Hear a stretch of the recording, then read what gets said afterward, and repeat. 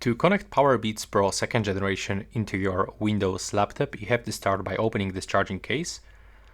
Input both earbuds inside and you will have to click and hold this button until this indicator starts blinking. It will take around a few moments. Also, you can hear that beep sound. So now, when the indicator is blinking, put it close to your laptop. Go into Settings, select Bluetooth and Devices. You have to activate Bluetooth with this switcher. Select Add Device and then select Bluetooth. And right now, just wait until your device appears on the list.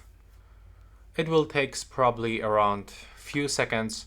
As you can see, in my case, I can already find them.